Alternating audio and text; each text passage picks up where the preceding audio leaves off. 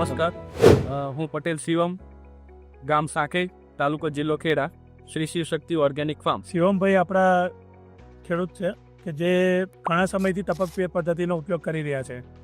તો શિવમભાઈ આપે જે પાક કરેલા છે તો એના વિશે થોડુંક માહિતી આપો, પ્લસ તમે એની અંદર ટપક પિયત પદ્ધતિથી કેવી રીતે ખેતી કરી રહ્યા છો એ પણ આપણા ખેડૂતોને જરા માહિતી આપો. હું છેલ્લા 5-6 વર્ષ કરતાં પણ વધારે વર્ષથી ટપક સિંચાઈનો GGRC થ્રુ ટપક સિંચાઈ આપણે લીધી હતી અને એના જ માધ્યમથી આપણે ટેટી અને તરબૂચનું વાવેતર કરી અને સંપૂર્ણ જે ખેતી છે એ ચોમાસાની અંદર આપણે એના જ બેડ ઉપર અમે ફ્લાવરને કરીએ છીએ. એટલે ચોમાસાની અંદર પણ ડ્રીપનો ઉપયોગ કરી અને અમે આખા વર્ષની અંદર સંપૂર્ણ ડ્રીપનો ઉપયોગ કરી અને અમે ખેતી કરી રહ્યા. ટપક પિયત પદ્ધતિ અપનાવતા પહેલાં તમે કયા કયા પાકો કરતા હતા? આપણે ચોમાસું સિઝનમાં ડાંગર કરતા હતા અને જે અત્યારે શિયાળુ હોય એની અંદર આપણે પારંપરિક રીતે જે ઘઉં અને ડાંગરની ખેતીની પ્રણાલી ચાલતી આવતી હતી. એ સિવાય પછી આપણે ડ્રીપ અપનાવ્યા પછી આપણે ટેટી અને તરબૂચની શરૂઆત કરી, જેમાં ટેટી અને તરબૂચની અંદર પ્રાકૃતિક ખેતીમાં ખૂબ સારામાં સારું ડ્રીપનું અમને ફાયદો થાય છે. શિવમભાઈ, ટપક પિયત પદ્ધતિ અપનાવ્યા પહેલાંનો ફાયદો તમારે શું હતો? અપનાવ્યા પછી શું ફાયદો છે એ પણ કહો જરા. જ્યારે આપણે ટપક નથી ત્યારે આ જમીનની અંદર આપણે ઘઉં કરતા હતા અને ઘઉંની અંદર માંડ આપણે 25-30 મિનિટનો ઉતારો મતલબ મળતો હતો. જ્યારે અત્યારે જે તરબૂચની આપણે વાવેતર કરીએ છીએ તરબૂચ ટેટીની અંદર, તો એની અંદર આપણે એનાથી 3-4 ગણો 5 ગણો સારામાં સારો ઉતારો મળે છે અને સામે આપણે એનું ઉત્પાદન વધુ હોવાથી એની પર સારામાં સારી ઉપજ અને સાથે સાથે સારો એવો નફો પણ તરબૂચની અંદર મળતો હોય છે.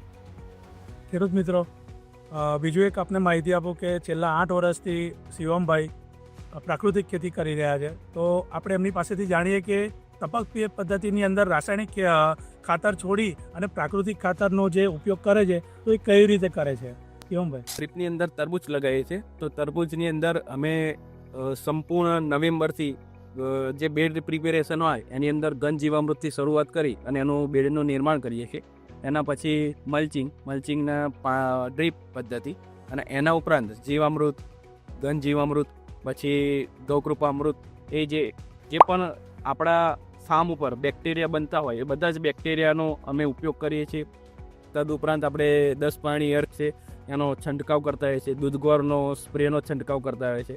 કેમિકલ અત્યારે તમે ખેતરની અંદર જોઈ શકશો કે દાણો માત્ર પણ કેમિકલનો ઉપયોગ નથી કર્યો, પણ એકદમ હરિયાળીની રીતે તમને ખેતરને તરબૂચનો ગ્રોથ જોવા તમને મળી જશે. અને પ્રાકૃતિક ખેતીની અંદર જે અમે કરીએ છીએ એનો અમારો કોન્સેપ્ટ ફાર્મ ટુ કસ્ટમરનો કોન્સેપ્ટ છે. એટલે અમારા ફાર્મથી જે પણ ફ્રૂટ થાય એ સીધું અમે 10 કિલોના પેકિંગ કરી, તરબૂચ 10 કિલો પેકિંગ કરીએ છીએ, ટેટી 5 કિલો પેકિંગ કરી અને સીધું કસ્ટમરને સીધું પહોંચાડીએ છીએ. એની અંદર અમને સારામાં સારો ભાવ, એટલે ફ્રૂટની ક્વોલિટી અને એના સુગર કન્ટેન્ટ, એની સાઇઝ, એના હિસાબે અમને એટલો ભાવ મળતો હોય છે.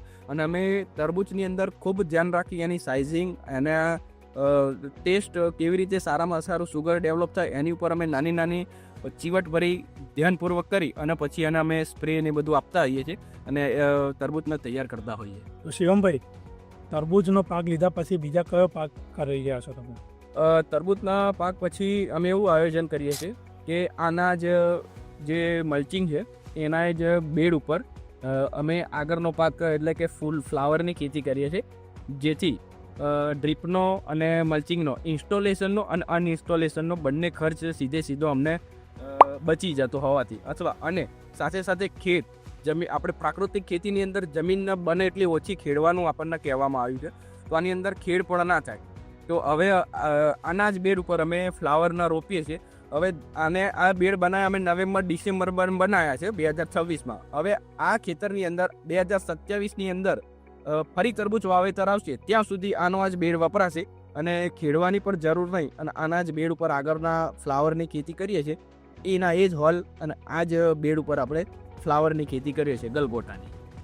શિવમભાઈ, ટપક પિયત પદ્ધતિ અપનાવ્યા પછી તમારા અનુભવ કેવા રહ્યા છે? સૌ પ્રથમ તો ટપક સિંચાઈ અપનાવવાથી પહેલું જે આપણે પાણીનો વ્યય એકદમ ઓછો થઈ ગયો છે. એટલે ના બરાબર જ કહી શકાય. બહુ ઓછા પાણીની અંદર આપણે ખેતી કરી રહ્યા છીએ.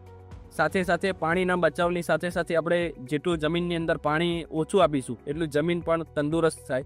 જ્યારે અત્યારે આપણે 8-10-9 વર્ષથી આપણે જે પ્રાકૃતિક કરી રહ્યા છીએ તો જમીન જે છે એકદમ ભરભરી, એકદમ પોચી અને એકદમ શું કહેવાય ભેજ ધારણ શક્તિ પણ સારી છે. એટલે આખી જમીનની ફર્ટિલિટી છે એની અંદર પણ સારામાં સારો સુધારો થયો છે.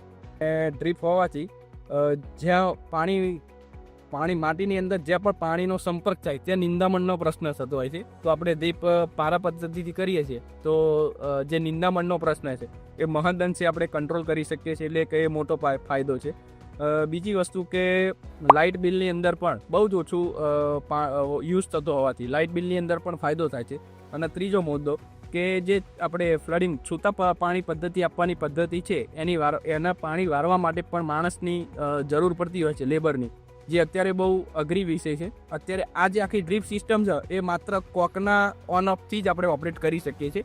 એટલે પાણી વારવાની અંદર જે પણ ખેતરની અંદર આપણે પાણી ચડાવવાનું હોય એ કોકના માધ્યમથી જ આપણે કરી શકીએ છીએ. એ પણ બહુ ખૂબ મોટામાં મોટો ફાયદો છે. શિવમભાઈ, જે ખેડૂતોએ ટપક નથી અપનાવી તો એમના માટે તમે શું સંદેશો આપો છો?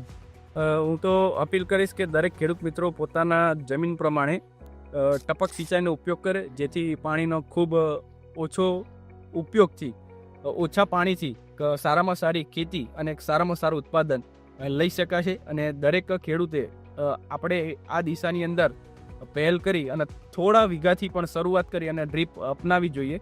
અને એની અંદર ગવર્મેન્ટ જીજીઆરસી સંપૂર્ણ માર્ગદર્શન અને તમારા પડખે ઊભા રહી અને દરેક ખેડૂતોને મદદ કરતા હોય છે.